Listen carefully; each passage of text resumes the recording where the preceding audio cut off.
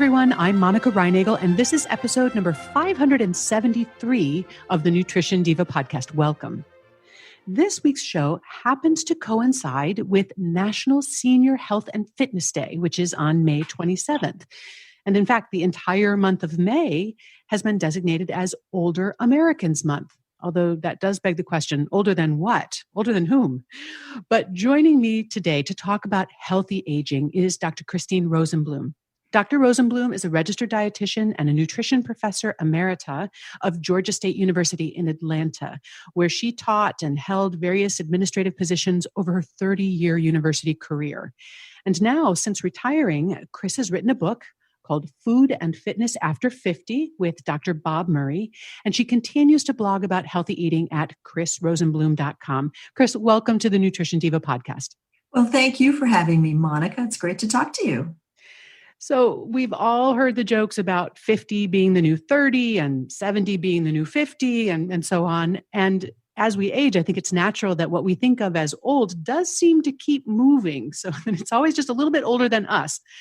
But at the same time, I do see some truth to this. The baby boomers and the Gen X generations, to which you and I belong, do seem to be aging differently than our parents and grandparents did. We have different expectations of what it means to get older. And to a certain extent, we are experiencing middle and old age differently.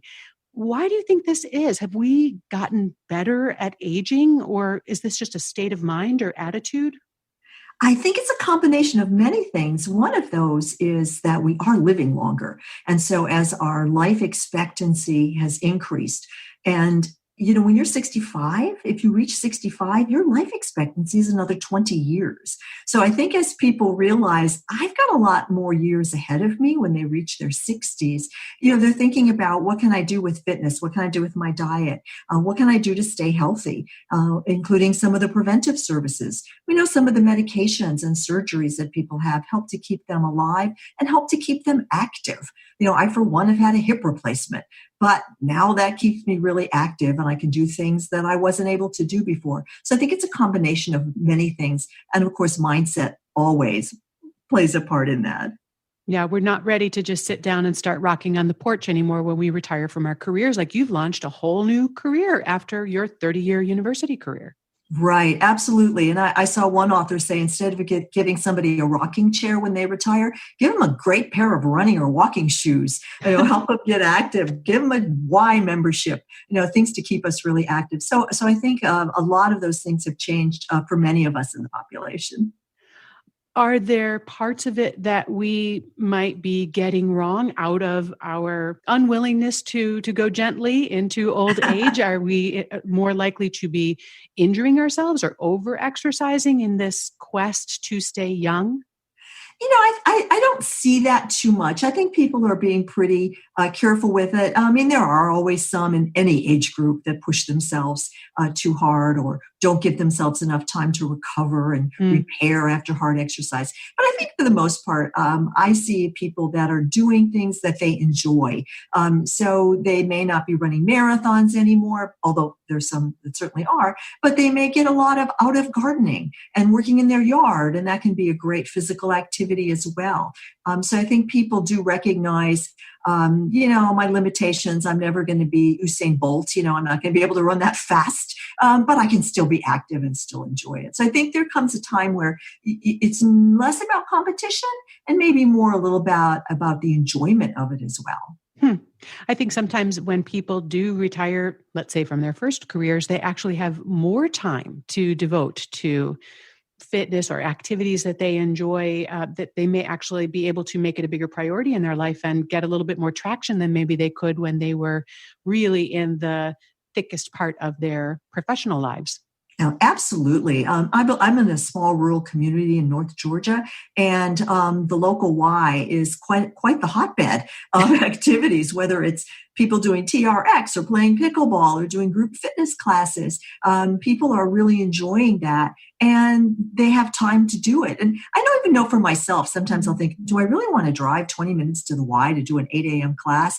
And then I say to myself, yes, that's why you retired. So you have the time to do these things, and you can make a priority for your health and fitness that maybe took back seat when you were working full time and raising a family and doing more things for your family, especially for women as in this age group. Sure. Well, despite our denials, our bodies, of course, are changing as Yes. we age.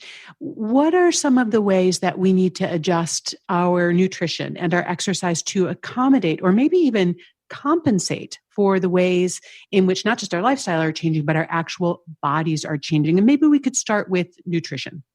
Sure. I think one of the things that I hear the most from people, especially women, is that they, even though they're active and they say that they're eating as healthfully as they were before, they see some body composition change, and that's very normal. We're going to have a little bit more body fat, maybe not as much muscle mass, but there's something we can do about that. So I think when we're thinking about our diet and what we should be eating, I like to focus on 4 key areas for folks. The first is, I think we should have an inclusion of all of the energy nutrients. We need some carbohydrates, we need protein, we need fat. I don't advocate no carb or all fat or some of these popular diet plans that are out there. I think another thing we need to think about, so the second point would be we need to focus on nutrient-rich foods. As we get older, we need less calories. And so therefore, we don't have as much room in our diet for a lot of real empty calorie things. So we want to make sure that we're choosing foods that really pack in a lot of nutrients. I heard one person say instead of nutrient dense, it should be nutrient intense as we get older. And I really like that. And the third part is we do need to have a concern for disease risk and management.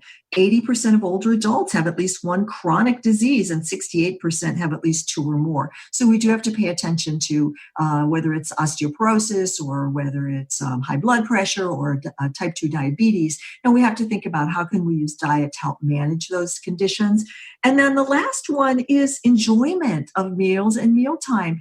I still find some people so afraid of their food and so fearful of food that they've stopped enjoying it. I think that's such a shame, because food and mealtime is something that should be enjoyed. Even in this time where we're social isolating, we should still get some pleasure and enjoyment out of our meals. I love that you include that as one of your 4 focuses, that we should remember that food can be a source of pleasure. That's wonderful. But let's back up a minute and talk about, you said that our calorie needs do decrease somewhat as we age. Mm-hmm. And so we'd have less room for those maybe discretionary or recreational calories. And interestingly, though, our protein needs may actually increase as Yes. we get older, in order to maintain a little bit more of that muscle mass. And so that suggests to me that, if anything, the percentage of our calories that are coming from protein might actually need to go up a little bit as we age. What's your thought on that? Yeah, absolutely. And I think one way to think about it is that as we get older, let's say we're trying to maintain our muscle mass, we have something that the scientists have called the anabolic resistance of aging mm-hmm. muscle, meaning that our muscles don't take up the protein as well as they did when we were younger. So we need more protein to keep that muscle strong and to keep that muscle, functioning, so we don't lose our muscle mass. So one easy way to do that is just to think about how much protein you're getting at every meal, instead of more of a percentage, because most people can't calculate a percentage. But, to try to get, depending on your body size, 20 to 30 grams of protein at every meal. Mm-hmm. As Americans, we tend to have very little protein at breakfast, then we backload all of our protein at dinner. So spreading that out throughout the day, along with doing some resistance exercise, because you still have to do the exercise to keep your muscle mass, but spreading that protein out throughout the day can really help feed your muscles as they're active, so that you can take up those building blocks of protein to build and repair muscle. Okay, everybody, you heard what the doctor said, and you've heard that before on the Nutrition Diva podcast, but it never hurts to have that reinforced from somebody even smarter. You also mentioned that we need to pay attention to any conditions that we may be managing and factoring that into our dietary choices, whatever we need to be careful of. And you mentioned osteoporosis. Yeah. And I know I hear from so many women, especially women, of course, they are not the only ones to suffer from osteoporosis, but worried about not getting enough calcium. There's this enormous focus on calcium, calcium, calcium. I kind of suspect maybe that calcium may be a little bit overrated, or at least valued to the exclusion of all the other things that would contribute to a diet that would be supportive of healthy bones. What are your thoughts on that? Do you feel like women are getting enough calcium? Could they be getting too much calcium? I think it would be hard to get too much calcium from your diet, but would be Yes. easy if you're taking supplements. And I think what you said at the beginning of that was really important. It takes about 17 different nutrients to make a healthy bone. So, yeah, we tend to zoom in on just that calcium intake. And you need protein to make a healthy bone. So, back to what Right. we were just talking about. But you also need vitamin D. Without sufficient vitamin D, only 10 to 15% of that dietary calcium gets absorbed. So there's this interplay with many nutrients to make a healthy bone, which is why I really like that food first kind of approach, to make sure that you're getting sufficient calcium from your diet. And that can be in a variety of ways, from dairy products as well as some nuts, as well as dark leafy green vegetables, so that we can get a variety of nutrients from those foods that also contain calcium. Absolutely. I want to just take a quick break, and then I want to come back and talk a little bit more about exercise.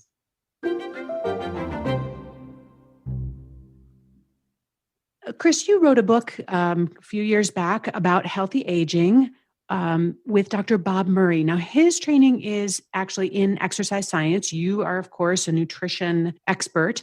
So I'm curious, in working with Dr. Murray, and I know that you did a lot of sports nutrition in your work with your student athletes, so it's not like you were not involved in sports nutrition, but what did you learn about fitness after 50 in the process of writing that book with Bob? I think the thing I realized, and it kind of gets back to a question everybody always asks, what's the best exercise or what's the best diet? And I think what I learned from Bob was that there's no best, that you really need all three things as you get older. You need endurance exercise. So you need to keep your heart and your lungs working to keep them strong. You need the strength training to preserve your muscle mass and your bone health. I think we think just about muscles, but bone's important too. And then we need to really focus on the balance and coordination, and agility, because we tend to lose those things as we get older. And so that's really important to avoid falls or prevent falls. So we really need to look at all three of those. I think I just thought more about the endurance exercise and, walking or running or things to keep your heart and lungs strong. And I didn't really appreciate the strength training as much, or the agility, balance, and coordination. Yeah, I think there's probably a need to think about exercise not just as what is my sport, how do I get my quote unquote exercise for the day, but it's more like a balanced diet. Am I getting from all the different food groups? Am I eating from or exercising from all the different fitness groups on a regular or even daily basis? Yeah, I think that's a really great way to look at it, because people tend to gravitate to what they like to do and what's fun. So some may like dance aerobics, and so they do that 3 or 4 mornings a week, but they hate lifting weights. Or Mm-hmm. some might just love to live in the weight room, but yet they don't want to do any of the cardio or the endurance exercise. And then they just totally forget about the balance and the coordination and agility stuff. So I think it is really important to think about all of those. And I think, there's such a variety of things people can do, whether it's yoga or Tai Chi, things that can help with that balance and agility and coordination. And then also can incorporate some strength moves in there. So there are things that you can do to kind of snack on all of those. Yeah. Oh, I love that. So what do you do? You said you were thinking more in terms of a cardiovascular exercise before, and now you've expanded your repertoire a little bit. I'm just curious, like, how do you get your strength training in? What's your favorite way to do that? Well, when I was a little bit younger, I loved going to the Y because they had machines hooked up to little computers that would measure your strength and you could plot it out. And I like routine, so I liked doing that a lot. As I've gotten older, I don't tend to do that as rigorously, but I do use TheraBands a lot Hmm. and some free weights. And so I think the TheraBands are great because you can increase resistance with those, whether it's just bicep curls or some of the things you can do for shoulder strengthening and shoulder exercise. So I know that I keep those things sort of in sight, especially now that we're not as able to get out and do things, so that I can get up and do some dumbbell presses with 8 or 10 pound weights just to keep those muscles going. I love to walk. I have dogs, big dogs, so I walk a lot with dogs. And I do love to do group fitness classes. So those are things that I really like to do. I kind of have to push myself a little bit more to do the weight training. Ah, I see. Well, as you just kind of alluded to, as we are taping this interview, we are still very much going through a global pandemic. And as many regions around the world are now beginning to ease restrictions or look at easing their restrictions in an effort to restart our economies, what about older people? Do they, in your opinion, need to be viewing this reentry differently? What sort of questions are you hearing from older adults about how they should be navigating this current crisis and challenge in terms of keeping themselves safe and healthy? Yeah, I mean, that's a really great question for these times. And I try to follow the CDC advice instead of my neighbor. We get a lot of that. Well, my neighbor said it was okay to go out. I was like, well, I think I'd be a little bit more cautious. So I think, each community is opening up things in a different way. I know that my YMCA is opening, but no group fitness classes. They're opening the track to walk or the exercise rooms for strength training with just a few people at a time. So I'd really advise them to always follow what the CDC guidelines are about exercise. If you can walk outdoors where you live, I mean, that's just a wonderful way to get activity. I don't know about where everyone lives, but I can tell you that we've had the most beautiful spring we've ever had in Georgia. Sometimes we go right from winter to summer, but yeah, we've been blessed with a beautiful spring. So I see a lot more people out walking and enjoying that as an activity. And that's a wonderful activity for older adults. I think on the nutrition side, I'm starting to get asked a lot of questions about vitamin D because we're starting to see information in the media about vitamin D and the virus. Now, these are just associations or correlations. It's not a causation, but there are some reports that people have less severe infection when they have a higher blood level of vitamin D. And there are groups like the International Osteoporosis Foundation that recommend older adults get about 1,000 IUs of vitamin D a day. So I think looking at where your vitamin D intake is, you're probably not going to be able to get a blood test these days for that. But, thinking about, are you getting some sunshine? Are you able to be outdoors? Looking at how much vitamin D you might be getting from the sun versus the food choices that you have. I'm glad you mentioned that. And of course, that's somewhat parallel to data that we already had showing that people of all ages with higher vitamin D levels also seem to have lower infection rates with other respiratory, just sort of normal respiratory infections that we see in the winter. So that does make sense. And of course, it is kind of hard to get those levels of vitamin D from foods unless you are living in Alaska and eating only oily fish. Right. And so a combination probably of some moderate, wise exposure to sunshine without sunscreen for a few minutes a day. And then, maybe a supplement. The good news is that vitamin D supplementation appears to be exceedingly safe. Yes, and very inexpensive. And so very it's something that's easy to do. You mentioned that sunshine piece, and I think where we really get concerned are those folks who are in assisted living or nursing homes who cannot get outdoors. My mother-in-law turned 90 this week. She's in assisted living, and we couldn't visit her, but we went and looked through the glass at her.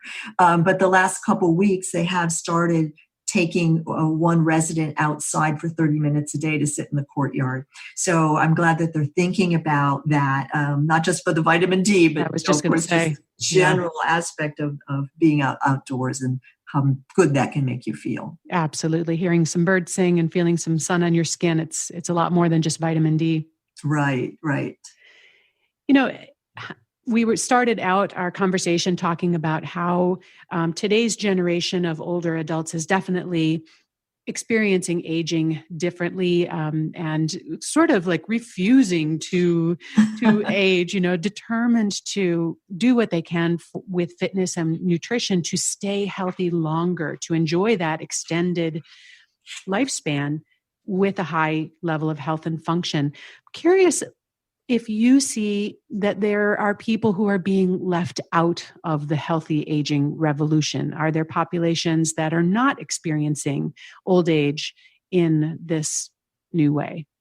Absolutely. And I think it plays into things that we're seeing with the virus. There is great health disparities in this country. There are a growing divide between the haves and the have-nots, people that have the money and the ability to get good health care. But we're seeing that that's really a problem for many, many people. And sometimes that's people in lower socioeconomic groups and people of color. So we definitely are seeing those disparities. Along with that, we see that a lot of older adults, grandparents are helping to raise their grandchildren so that they're not having the same opportunities for leisure time or the free time that a lot of people have to be active. So I think this whole virus is really putting a light on something that all of us in the healthcare industry have known for a long time, in that there are a lot of health disparities, especially as we age. It makes it even a little more visible. Yes, you're sort of echoing a comment that a guest a couple of weeks ago on the podcast, we were talking about food supply. It was Dr. Garrett Grady Lovelace from American University, and she was saying that the virus has laid bare pre-existing vulnerabilities and inequities in our food supply and distribution and production system. It's interesting. It's really been a spotlight on a lot of things, hasn't it? Absolutely. And I think we're seeing that with people who are getting the infections and the severity of the infections, not just underlying health conditions and age, but that whole idea of access to care, access to good quality preventive care, including vaccines, that many people aren't doing because they don't have good health insurance. Right, right. My guest today has been Dr. Chris Rosenbloom. She's a registered dietitian and the co-author of Food and Fitness After 50, and the author of the Fit to Eat blog, which focuses on healthy aging, and that can be found on her website, chrisrosenbloom.com. And of course, we will have links to Chris's website in our show notes for today. Chris, thanks so much for joining me today on the podcast. I really enjoyed our conversation. Thank you, Monica. I enjoyed it too. And I know you're not quite there yet, but happy Older Americans Month. Older than whom? Well, I look forward to the next time that we can be together in the same room. Me too. Thanks, Monica. The Nutrition Diva Show is produced by Nathan Sems, edited by Karen Hertzberg. Our team at Macmillan Audio also includes Michelle Margulis, Morgan Ratner, Emily Miller, and our director, Kathy Doyle. Thanks so much for listening, and remember to eat something good for me.